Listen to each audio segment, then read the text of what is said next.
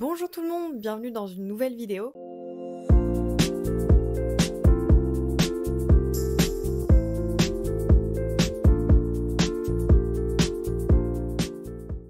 Aujourd'hui, je vous retrouve pour vous faire une semaine à 500 ou à 1000, je sais pas trop. Du coup, c'est organisé par Lucie, comme à chaque fin de mois. Et donc, c'est une semaine à 500 pages ou à 1000 pages, ou même plus de pages si vous voulez. Mais j'ai décidé de commencer par un palier à 500 pages et on verra si j'y arrive. J'ai commencé hier, bon, actuellement on est mardi, mais hier j'avais pas du tout envie de filmer et mon amoureux était là et j'aime pas filmer quand il est là, je n'y arrive pas. Bref, donc je pense que vous aurez pas cette vidéo le dimanche, donc j'en suis désolée, je suis pas du tout régulière en ce moment, mais c'est compliqué. Je vous disais donc que je ne suis pas du tout régulière en ce moment, je m'en excuse. Je sais pas si je serai régulière dans les prochains temps, parce que c'est compliqué en ce moment en termes de recherche de travail, etc. Enfin bon, bref, je n'ai pas envie de m'étaler là-dessus sur YouTube, mais en tout cas, vous savez que je ne suis pas là parce que c'est compliqué. Voilà, tout simplement. Je reviens pour vous parler de Cathy Carr, puisque je l'avais commencé le week-end dernier, parce que le week-end dernier, Marion de la chaîne Snowza avait organisé une retraite littéraire où on n'a pas beaucoup lu, avec tout plein d'autres personnes que je vous mettrai dans la barre d'infos, et que j'étais trop contente de rencontrer pour la première fois pour certains, donc c'était même pour la plupart. C'était trop chouette. J'ai réussi à lire un petit peu durant cette retraite de lecture slash on a beaucoup discuté et j'ai commencé Cathy Carr qui m'a été envoyée par l'édition Novel. C'est de Suzanne Coolidge et vraiment j'aime beaucoup ce travail éditorial, je le trouve très beau.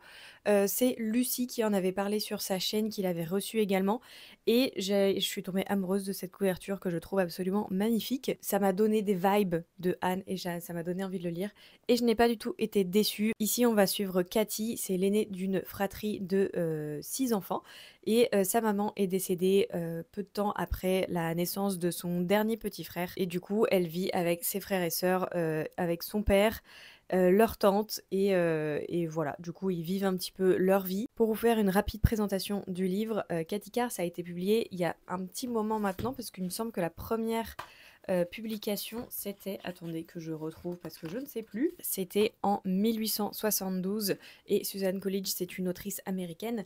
Et je trouve que pour un ouvrage de 1872, c'est extrêmement moderne et assez en avance sur son temps parce que dans ces années-là, une petite fille de 12 ans, elle a 12 ans au début du récit, oui, si je dis pas de bêtises, il faut que ce soit une petite fille propre sur elle, qu'elle pense au mariage, aux enfants, et c'est pas du tout le cas dans ce texte-là. Et les enfants ont beaucoup de liberté, leur père les laisse jouer dehors, se salir, découvrir et faire tout plein d'aventures en fait comme un enfant devrait le faire et j'ai beaucoup apprécié ça. Il y a pas le mot mariage, il y a pas, cette pression, que pouvaient ressentir potentiellement les petites filles de l'époque. Enfin potentiellement, je pense que oui.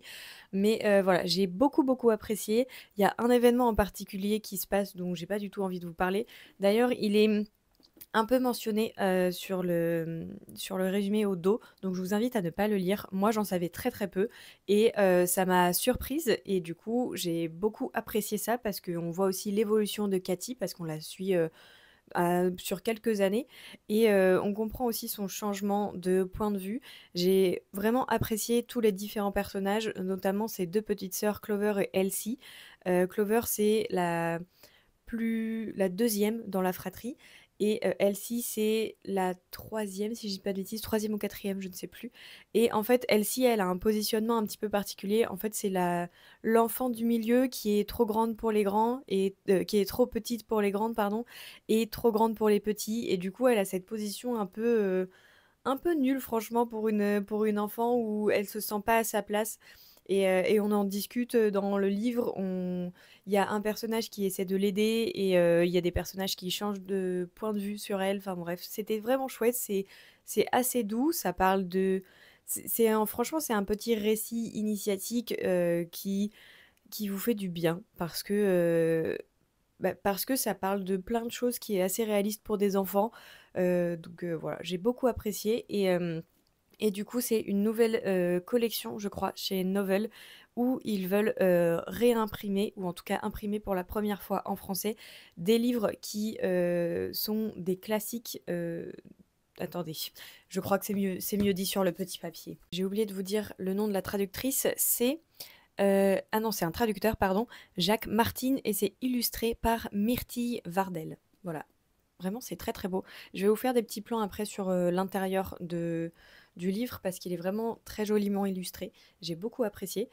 Et oui, en fait, c'est une nouvelle collection chez Novell où ils veulent réimprimer ou imprimer pour la première fois des romans jeunesse qui n'ont jamais vu le jour en France, comme celui-ci par exemple. Et je trouve que c'est une très bonne initiative et je suivrai ça parce que je me plais à découvrir de plus en plus d'ouvrages jeunesse à destination de la jeunesse. Et voilà, j'aime beaucoup ça, donc je lirai la suite avec plaisir. Enfin, en tout cas, la suite de la collection, parce qu'il n'y a pas de suite à Katikar. Pour le reste de la semaine, je sais pas trop ce que je vais lire. Je vais peut-être lire des mangas qui sont juste en haut, je vais vous les chercher. Je vais probablement lire du coup Full Metal Alchemist, le premier tome qui m'a été offert par Lucie pour mon anniversaire. Et ça, c'est les éditions Perfect chez Kurokawa. Et l'auteur, c'est Hiromu Arakawa. Et je me suis acheté l'autre jour, quand je suis allée faire mes courses, il y avait une offre de pour le prix d'un. Du coup, j'ai foncé. C'est Bonne Nuit Poun Poun de Ino Asano. Et c'est aux éditions Big Kana et c'est pour un public averti. Voilà.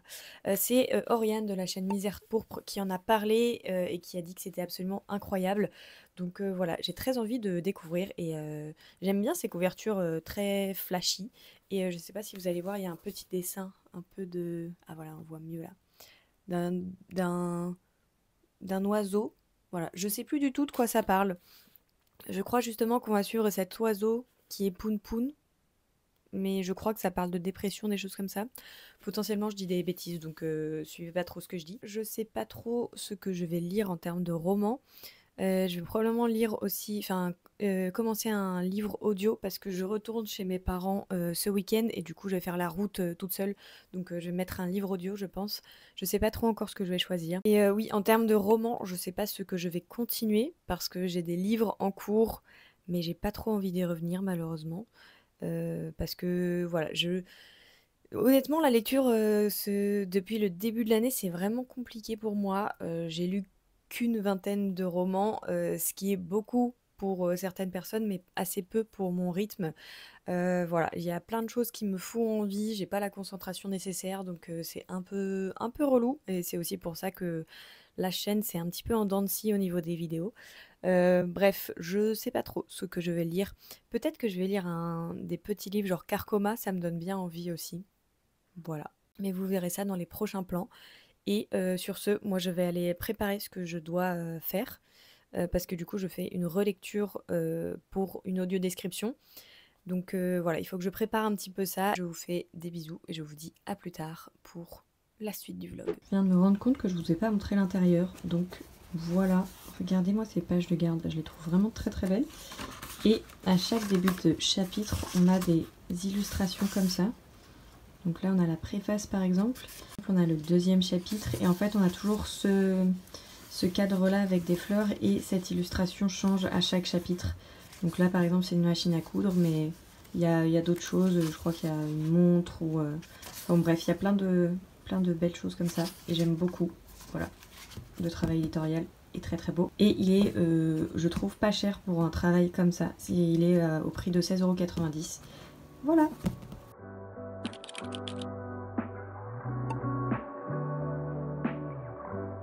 Mercredi, j'avais une séance de relecture d'audio-description. J'ai été mandatée pour réaliser l'audio-description d'un documentaire. Et pour la relecture, je suis en binôme avec une personne déficiente visuelle. En gros, on regarde le documentaire, je lui lis mon audio-description en même temps et on retravaille ensemble le texte s'il y a besoin d'ajouter, de supprimer ou de modifier certains éléments.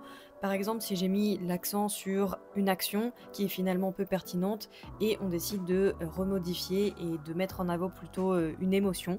C'est un exemple parmi tant d'autres. C'est un travail qui est assez long, je suis encore dedans à l'heure actuelle, mais c'est très enrichissant et ça a mobilisé une bonne partie de ma journée du mercredi.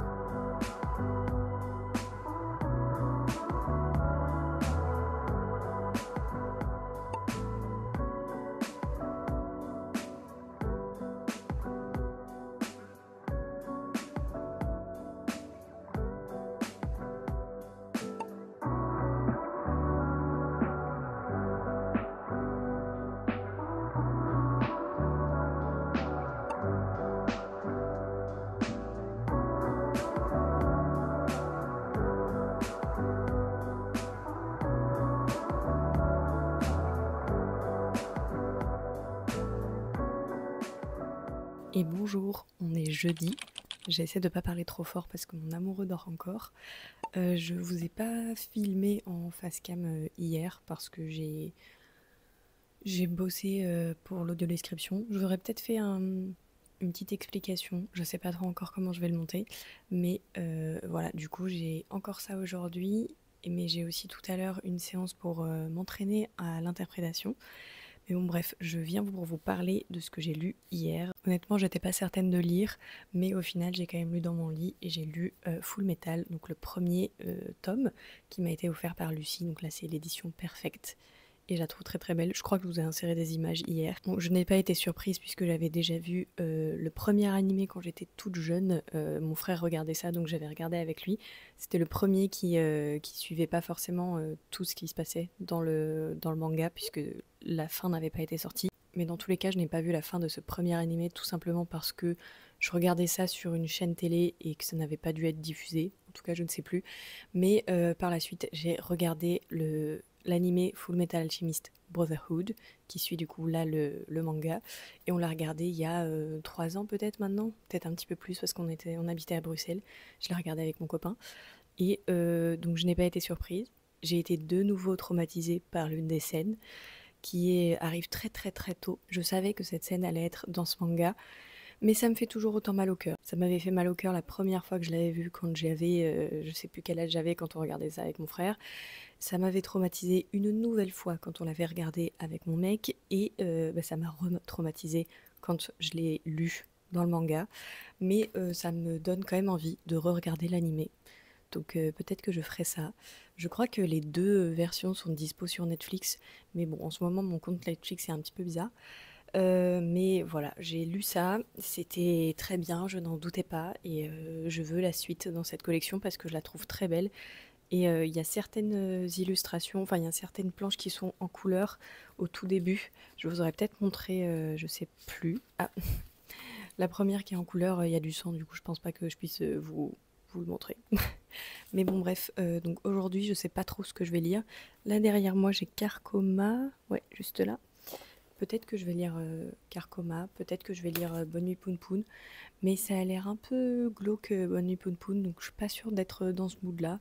J'en sais rien, et, euh, et je sais pas trop ce que j'ai envie de lire. Pour l'instant, je vais me préparer tranquillement pour ma petite session d'interprétation. Et tout à l'heure à 14h, j'ai de nouveau la session pour l'audio description, donc on va voir. Et demain, je préparais ma valise parce que j'ai des petites choses à emmener. Ma mère m'a mandatée pour faire de la couture, donc je dois emmener ma machine à coudre et du coup tout ce qui va avec. Et elle a envie aussi de lire la suite des 7 sœurs, donc il faut que je lui ramène. Bref, je vous reprendrai dès que j'aurai commencé, continué un roman. Et voilà, je vous retrouve plus tard. Hello, vous excuserez ce plan un petit peu foireux, je suis dans ma voiture, je suis prête à partir chez mes parents. J'en ai pour 2 heures, donc 2 heures de livre audio. Je sais pas encore ce que je vais écouter, peut-être Steam Sailors, peut-être autre chose. J'ai d'autres trucs dans ma besace, donc je crois que j'ai Célèbre de Maud Ventura et d'autres trucs, je sais pas trop encore. Hier, je n'ai absolument rien lu, tout simplement parce que je me suis remise à Full Metal Alchemist. Du coup, j'ai fait que ça de ma fin de journée. Parce que du coup, comme je vous avais dit, j'avais du coup, une session d'interprétation à 11h30 et après à 14h, j'avais une séance de relecture en audio description. Donc ça a duré 3 heures. Et après, j'avais pas la force de lire, donc j'ai préféré me remater l'animé de Full Metal, donc la version Brotherhood qui suit les mangas, bref. Et puis ben voilà, là je vais me mettre à conduire et je sais pas encore trop ce que je vais écouter, je vais choisir ça avant de me mettre à conduire, je vais prévenir ma maman que je m'en vais et voilà. Et rebonjour, me voilà dans un cadre un petit peu plus agréable que ma voiture, je suis bien arrivée chez mes parents. Je vous reprends un petit peu tard, il est un peu plus de 21h. Je vais faire vite en espérant que aucun hôte ne sorte de leur chambre et m'aperçoive en train de faire ça, parce que je vais être très gênée sinon. Juste pour vous dire que je n'ai pas lu Steam Sailors dans ma voiture, enfin, en tout cas j'ai pas écouté Steam Sailors, j'ai écouté Le Domaine de l'héritière de Lucinda Riley. Je pourrais pas vous faire de vrais résumés parce que je suis pas arrivée loin. Je sais pas combien de pages j'ai lu ni quel pourcentage, si jamais je le sais, je l'écrirai à l'écran. Ce que je peux vous en dire, pour l'instant, on est sur une double temporalité, ce que fait très, très souvent, Lucinda Riley.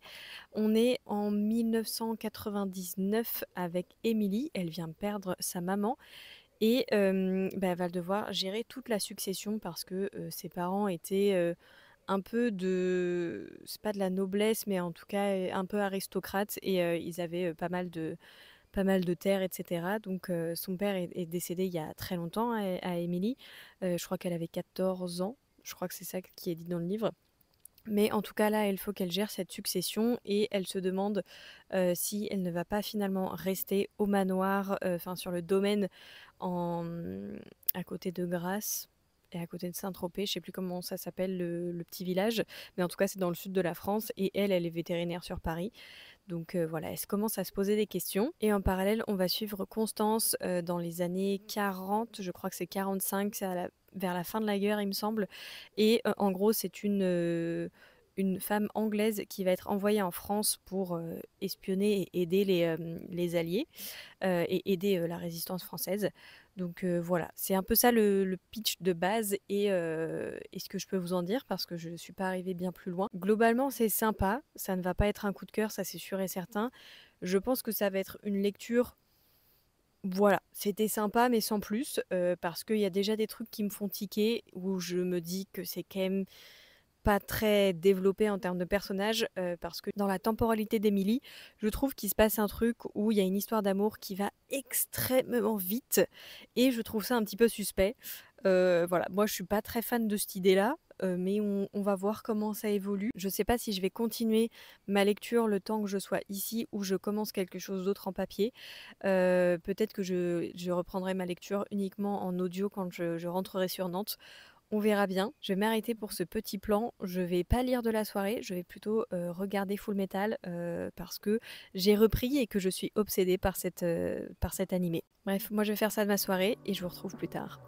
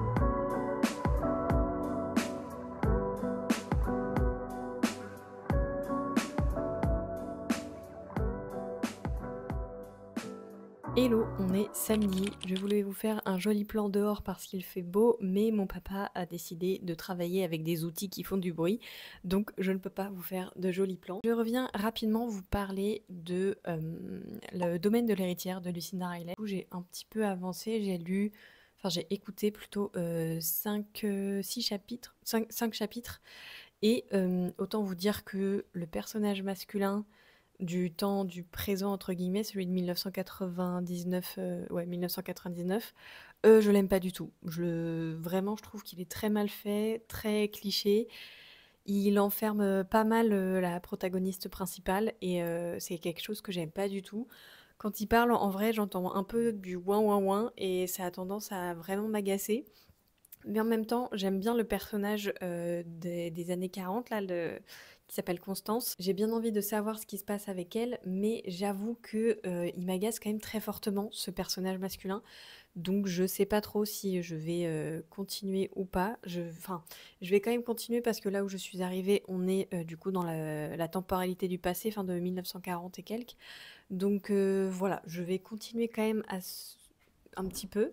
Et de Si vous entendez des petits trucs derrière, c'est tout simplement les deux petits chats de mes parents qui font n'importe quoi dans ma chambre. Comme je vous disais, je vais continuer le domaine de l'héritière dans ma voiture pour le retour à Nantes.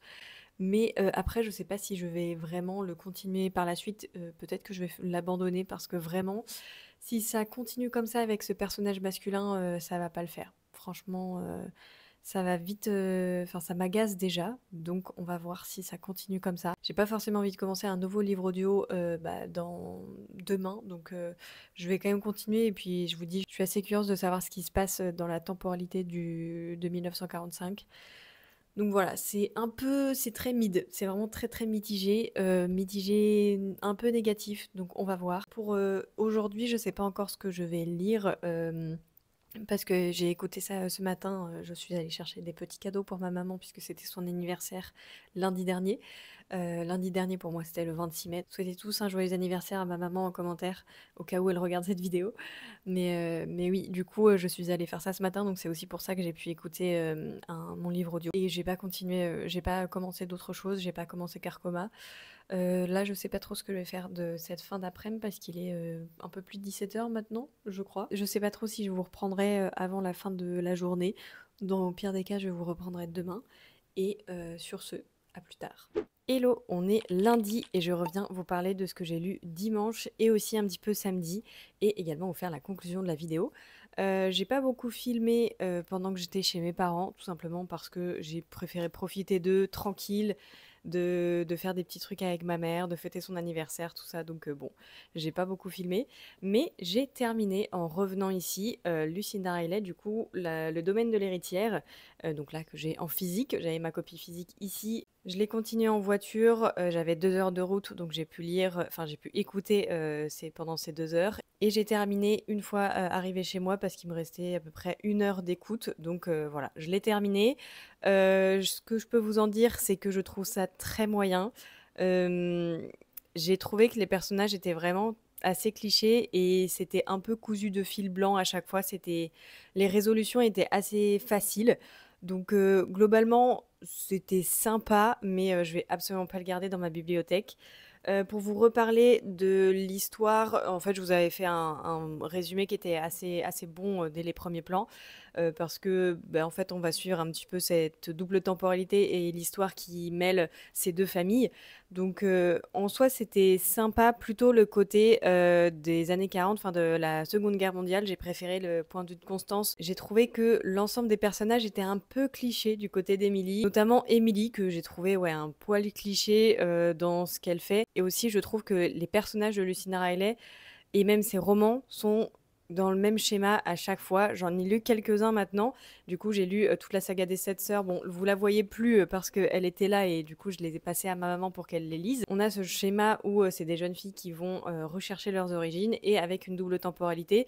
En soi, qu'il y ait ce schéma de double temporalité, ça me dérange pas tellement parce que moi, j'aime ça. Donc, qu'il y ait à chaque fois une double temporalité, ça me dérange pas. Après, j'ai lu aussi La maison aux orchidées, ou je sais plus, je vous le mettrai ici, celui que j'ai lu aussi.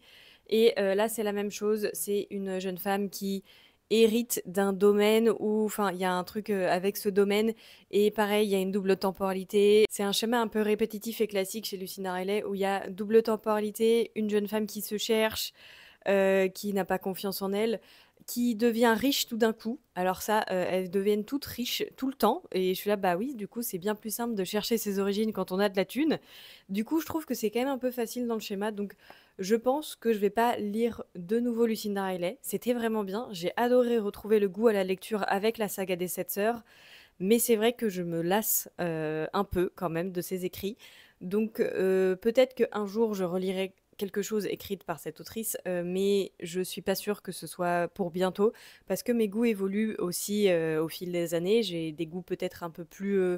Enfin, en fait, j'ai envie d'autre chose, parce que j'ai beaucoup aimé l'historique et les romances historiques, mais j'ai envie de quelque chose d'autre, et donc voilà, ça c'était très très cool de redécouvrir la lecture, comme je vous disais, avec Lucinda Riley, avec les Sept Sœurs, avec cette saga, et du coup à chaque tome on va dans un pays différent, ça m'a vraiment beaucoup plu, mais c'est plus ce que je recherche dans mes lectures. Il y a aussi des propos avec lesquels je ne suis profondément pas d'accord. Je remets un peu dans son contexte, ça a été publié en 2013.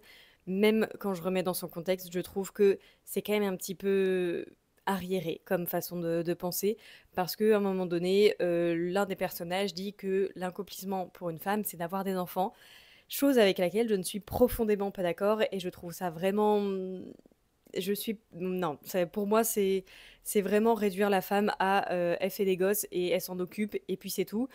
Voilà, je suis pas d'accord, que vous vouliez ou non des enfants, votre but n'est pas d'en avoir, si vous êtes une femme ou enfin bref. Voilà, je ne suis pas d'accord, ça me rebute un petit peu, donc voilà, c'est aussi pour ça que j'ai pas forcément envie de continuer à lire cette autrice. Parce que j'en ai fait le tour, tout simplement. Bref, je vous remets ici combien de pages j'ai lu et le petit template qu'avait créé Lucie. J'ai dégommé les 500 pages pendant cette semaine à 500. Je pensais pas que ça allait être le cas. Bon, c'est grâce au livre audio en vrai. Ça m'a vraiment beaucoup servi à pouvoir lire et du coup écouter un livre. Et vraiment, c'est un format que j'adore. Donc j'ai lu un petit peu plus de 1000 pages. J'en suis très très contente. Honnêtement, ça m'a fait beaucoup de bien de me remettre à la lecture et de me reconcentrer un petit peu dessus. Je pourrais pas vous dire que ça a complètement révolutionné mon envie de lire, mais en tout cas, ça m'a fait du bien de me reconcentrer un petit peu dessus parce que, bah, comme je vous disais en début de vidéo, le moral est un petit peu en dents de scie, mais en tout cas, ça m'a quand même fait du bien, ça m'a remonté le moral aussi de me remettre à quelque chose que j'aime autant que la lecture. Et il y a aussi eu des nouvelles qui m'ont fait un peu du bien et qui m'ont un peu apaisée, donc j'étais contente, et aussi de retourner chez mes parents, ça fait quand même du bien toujours. J'espère que cette vidéo vous aura plu, n'hésitez pas à me dire en commentaire si ça vous a plu, la façon dont je l'ai filmé, si les livres vous ont plu, vous en donnez envie, quels sont vos avis dessus. Bref, n'hésitez pas à débattre de tout ça en commentaire, ça m'intéresse beaucoup. Si jamais ça vous a plu, n'hésitez pas à vous abonner, à aimer la vidéo, à la partager, bref, ça me ferait grand plaisir. Et si jamais vous voulez faire une semaine à 500, 1000, 1500, que vous voulez en faire régulièrement, n'hésitez pas à aller sur le compte Instagram de Lucie que je vous mettrai quelque part à l'écran.